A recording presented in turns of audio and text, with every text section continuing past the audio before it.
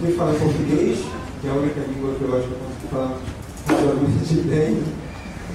Jogadores de Marte e jogadores de Vênus. Como você viu aqui? Acho que o som está chegando aí, tá bom? Vamos lá, argumentos iniciais. Estamos dentro em relação à cultura, desde muito cedo a mídia se estabeleceu, enfim, categorizando, né? Parece que isso é para uma coisa, isso é para outra. Obrigado, e com o tempo se acabou entornando, né, em outras instâncias, né? Ou seja, desenvolvimento de mídia para meninos e mídia para meninas, né? A partir do momento que eu começo a ter esses dois gêneros bem assim, diferenciados. Então, um pouquinho disso que a gente vai falar. Enfim, considerações históricas sobre jogos. Primeiro, jogo é missão simbólica, né? Parece que alguma coisa está no lugar de outra, e de alguma forma isso é interessante, né? E a partir do momento que a gente joga, a gente vai ensaiando, né, para ter esse perfeito controle, né? Total domínio daquilo que está sendo simbolicamente ali operado por mim. Então, desde muito cedo, os jogos traziam para a gente desafios, né? Da ordem, vamos dizer assim, inicialmente mental, você tem que compreender aquilo, e oportunamente também na ordem física, né? Como é que eu manipulo aquilo para aquilo fazer um sentido mais geral.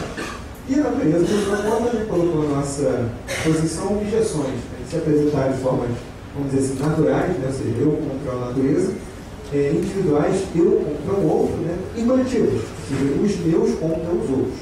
Os recursos sempre foram escassos, né, e, enfim, precisamos sobreviver.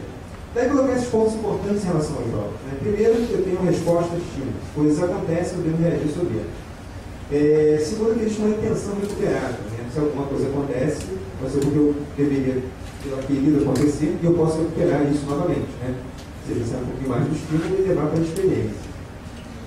Existe uma direção com conveniência, ou seja, a partir do momento que eu posso perder meu foco, eu vou perder, por alguma coisa chamar a atenção.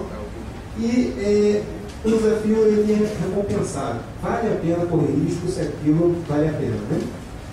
Daí surge a divisão por gêneros. Parece que para entender isso tudo, homens e mulheres tiveram que separar em relações funcionais dentro dessa sociedade emergente. Enfim, meus parentes antigos aí, a barba lembra, né? De alguma forma. Enfim, conviviam em grupos, e esses grupos estavam diretamente relacionados a situações, né, da ordem, por exemplo, da habitação e conforto, contra adversários, e, enfim, de tanto eles tinham que combater esses adversários para fins de obter alimento. Então a grande neura era essa, né? Discutir para sair da caverna para enfrentar um obstáculo para conseguir alguma coisa. Volto para a caverna, enfrento, consigo alguma coisa, discuto, e nessa relação, enfim, o estresse foi sendo construído. Né? Para bem acontecer isso, existem reconhecimentos padrões, ou seja, identificar que situações se apresentam e devem ser compreendidas. Né? E para bem perceber esses padrões, eu tive uma evolução fisiológica do meu cérebro, ou seja, a maquininha aqui em cima começou a se especializar em determinadas percepções. Daí entender que existe uma espécie de modelo de hardware vago, né? Eu tenho na cabeça um esquema que consegue entender o meio e me permite agir sobre ele.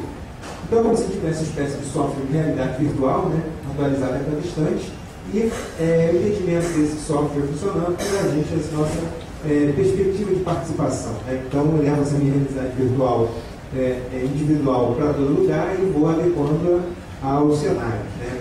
Percepção e cognição. Eu vejo, eu processo, eu atuo e eu revejo. E mais uma vez eu processo, eu revejo e necessito, eu vou atuando. Nossa cabeça é perfeita, né, para identificar isso, né, ao longo de milhares de anos de evolução. Reconhecimento de rosto, por exemplo. Né? Vamos lá? Alguém encontrou aí no amigo escondido? Tá fácil. Não? Embaixo à esquerda. Embaixo à esquerda? Mas aqui tem laser não, né? Tem um laser? Não, não tem. Tem? Opa, aqui tem um raio laser. Segurando aí. Headshot. Enfim, quem não encontrou não tem problema. Por quê? A gente está há muito tempo também vivenciando um excesso de estímulos. E é cada vez mais complicado a reconhecer os padrões, principalmente da linha da fisiologia. Né? Mas eles estão por toda parte. Né?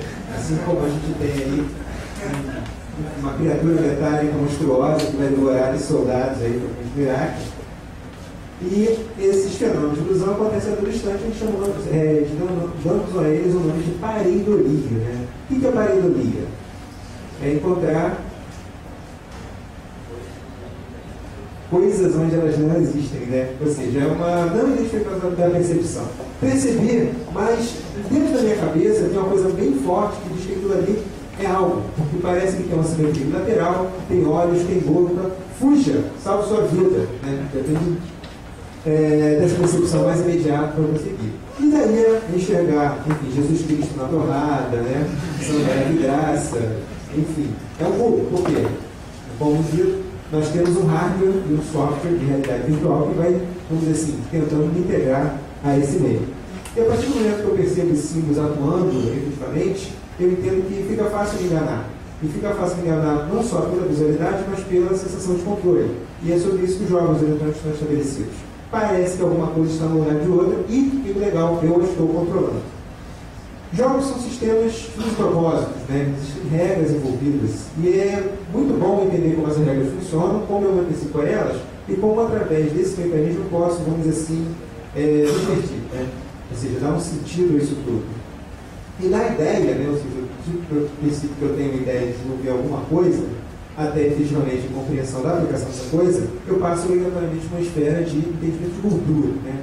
Ou seja, a gente pode pegar aí uma questão sobre a cultura humana de uma maneira mais interessante, porque a gente está aqui descobrindo os jogos para outros indivíduos, de maneira bem rápida sobre ela, que existe uma definição mais ampla, né, que passa sobre a questão histórica no tempo, ou seja, a cultura humana, né?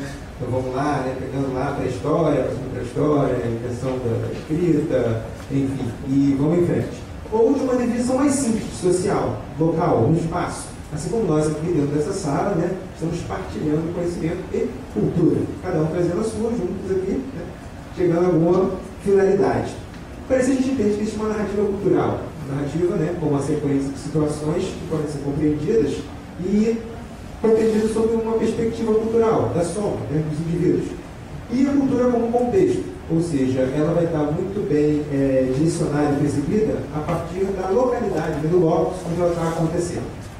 A aplicação do termo, então, em relação à questão da cultura humana, seria dessa ordem, ou seja, dentro do entendimento socioespacial das coisas que acontecem e poder agir sobre elas, né? Se a gente está perdido em algum lugar, rapidamente a gente se posiciona através de uma série de critérios, vamos dizer assim, simbólicos, contextuais, que a gente desde novinho vai aprendendo a reconhecer, né? Raramente a gente se atrapalha, mas é possível, que a gente entre no banheiro feminino achando que está no banheiro masculino, porque os símbolos são muito herméticos, eles não fazem parte ainda do repertório e eu me atrapalho. Mas normalmente a gente entende que de uma forma mais ampla, esses símbolos são bem percebidos. E daí a gente entra na questão de consideração sobre a diferença da percepção desses símbolos, sobre o viés feminino e sobre o viés masculino. Daí falar dos mitos e do logos, né? Entendendo mitos como uma certa visão emocional do mundo, né? Que tem um baixo foco em alto afeto, e o logos uma visão racional do mundo que apresenta um alto foco e um baixo afeto. Então, eu tenho uma lógica, né, quando a gente tem a palavra daí, a palavra logos, como a manutenção da validade comum. Ou seja, aquilo faz sentido para todo mundo. Todo mundo raciocina e chega a esse resultado. Ou seja, os padrões que nos servem, né?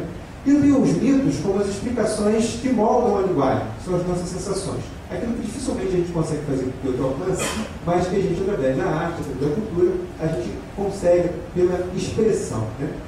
E daí perguntar para vocês, como é que a gente reconsidera isso tudo, né? Como é que a gente, de repente, reprograma uma ideologia, uma forma de pensar através de ideias, né? Dessa manutenção histórica do que é, do que não é, do que vale, questões éticas, e como eu reprogramo as tradições, ou seja, as perspectivas que eu tenho de ver o mundo através desses dois vieses, né? De que existe uma entidade, vamos dizer assim, mitológica, feminina, ou masculina, né? De uma maneira mais objetiva, sanitária. Então, mitos e logos, como essas coisas estão relacionadas com a nossa forma de ver o humano. Até bem pouco tempo atrás, acreditava que é fácil vender coisa para mulher, é só porque está de rosa. Né? Então, o universo feminino é estabelecido sobre qualquer coisa feita para o público masculino, mas rosa. Sim, desde esse tempo de guerra. Se pinta de rosa, pronto. As mulheres vão comprar com grande facilidade. Exato, imagina, para subir, né? Aquela perna comprida ajuda, coloca em cima.